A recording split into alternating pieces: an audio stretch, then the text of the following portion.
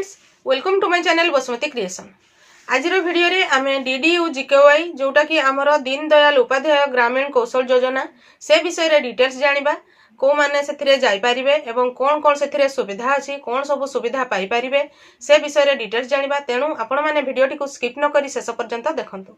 Channel T को प्रथम थर पई देखुतिले सब्सक्राइब कर नियंतु एवं पाखरे थिबा घंटी चिन्हटी को टिपी ऑल बटन को प्रेस कर दियंतु। ताहले आपण माने मोर आगामी वीडियो रो नोटिफिकेशन ठीक समय रे पाई परिबे। एही डीडीयू जीकेवाई केंद्र और राज्य सरकारଙ୍କର मिलित उद्यमରେ कार्यकारी होउतबा एक नियुक्ति भित्तिक दक्षता विकास कार्यक्रम। प्रशिक्षण परे प्रार्थी और प्रार्थिनी माने नियुक्ति सुजोग एवं नियुक्ति सुजोग से माने पाई पारिथांती एवं सेमानकु नियुक्ति दिया जाय थाय। सेमाने प्रथम रे ट्रेनिंग पांती, तापरे ट्रेनिंग पाई साला परे जे जो टाइप रो ट्रेनिंग नैथिबो सेही अनुसार सेमानकर नियुक्ति व्यवस्था करा जाय थाय बा सेमानको चाकरी व्यवस्था करा जाय थाय। एही डीडीयू जीकेवाई केउ माने एही प्रशिक्षण पाइबा पई योग्य अछंती से योग्य को माने से विषय रे एबे जानिबा। देखंतु एक नंबर होची ग्रामांचल रे बसवास करूथबा 18 रु 35 वर्ष वयस्क युवक युवती एइथिरे जीवा पई योग्य जो डीडीयू जीकेवाई रे। 2 नंबर होची ग्रामांचल रो युवक युवती मानकर जे कोनोसी शिक्षागत योग्यता थिबा आवश्यक।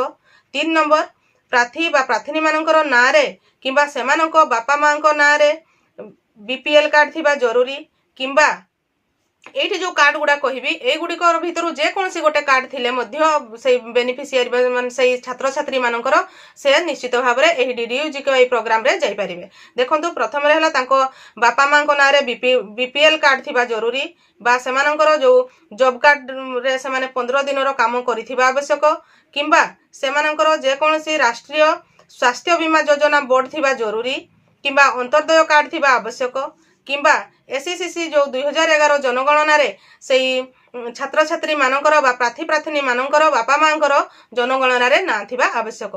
ताहले से माने एही डीडीयू जीकेवाई प्रोग्राम रे जाई परिबे। एही डीडीयू जीकेवाई प्रोग्राम टी ओरमास द्वारा नियोजित प्रकल्प अधिकारी संस्था पीआईए डीडीयू जीकेवाई कार्यक्रम पई प्रार्थी प्रार्थिनी माननकु संपूर्ण मागणा रे तालीम प्रदान करिवे। ओडिसा रे वर्तमान सुधा 80 रु अधिक ट्रेड रे 90 पीआईए माने प्रशिक्षण प्रदान करूछंती।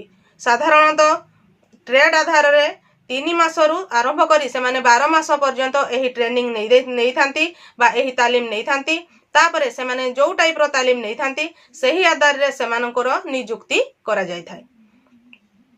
एबे जानिबा जे तालीम द्वारा प्रार्थी बा प्रार्थिनी माने किपरि उपकृत हेबे। एही तालीम पाइबा पूर्वरु बा पाइबा समय रे एवं तालीम परे प्रार्थी माने निम्नलिखित सुविधा गुडिक सब पाई परिबे। एक हैला प्रथम दर पई निज घर ठारू प्रशिक्षण केंद्र को प्रार्थी जो जीवासीबा खर्च ताहा मध्य से पीआईए बहन करिथांती। सेमानंकु मागणा रे प्रशिक्षण रहिबा एवं खाइबा मागणा यूनिफॉर्म एवं मागणा प्रशिक्षण उपकरण मध्य प्रदान करा जाय थाय। एनसीवीटी एवं एसएसटी सर्टिफिकेट मध्य प्रदान करा जाय। प्रशिक्षण परे नियुक्ति सुजोग मध्य करा जाय थाय। नियुक्ति परे मध्य सेमानंकु सहायता प्रदान करा जाय।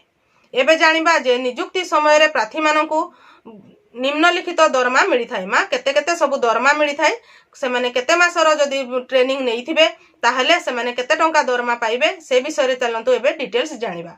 जदि से प्रार्थी बा प्रार्थिनी तांकर जो ट्रेनिंग नियंती 3 मासर ट्रेनिंग बा 3 मासरु अधिक जदि से ट्रेनिंग नै थिबे ताहले सेमानकर जो नियुक्ति हेबो नियुक्ति रे से माने मासकु 6000 टंका पारिश्रमिक पाइबे। जदि 6 मास बा ताठारु अधिक प्रशिक्षण से माने नै थांती ताहले मासकु 8000 टंका दरमा पाइबे।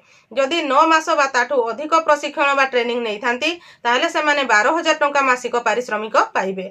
एवं 12 मासरु अधिक जदि से ट्रेनिंग नै थांती तापर जदि से नियुक्ति पाउछंती ताहले मासकु 15000 टंका रो से माने चाकरी पाइबे बा जो चाकरी करिवे सेथिरे से माने 15000 टंका पारिश्रमिक बा दरमा पाइबे। एबे हमें जानिबा जे जो से माने तो ट्रेनिंग नेले ट्रेनिंग परे तो नियुक्ति पाइले से नियुक्ति समय रे मध्य से मानकु स्कॉलरशिप बा स्टाइपेंड किछि मिली थाय।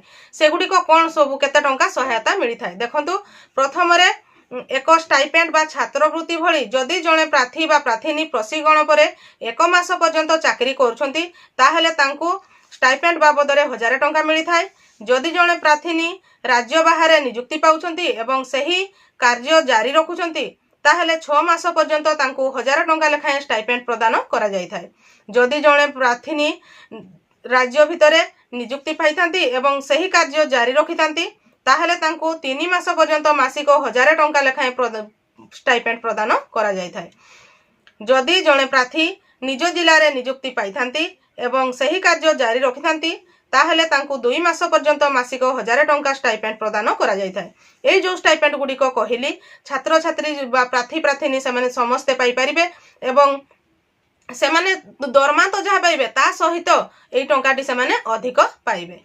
मु आशा करुछि आपण माने एही वीडियो माध्यम रे DDU-GKY रे जीवा पई कोन कोन सब योग्यता आपण माने किपरि भाबरे जाई परिबे ता सहित सेतिरे केते मासरो ट्रेनिंग अछि केते मासरो केते मास ट्रेनिंग पाइथिले आपण केते पारिश्रमिक बा दरमा पाइबे ता सहित सेई चाकरी करथुबा समय रे स्टाइपेंड रो व्यवस्था अछि सेगुडी को केते पाइबे से विषय रे डिटेल्स जानि पारिथिबे। आजिरो वीडियो रे बास एतिकी।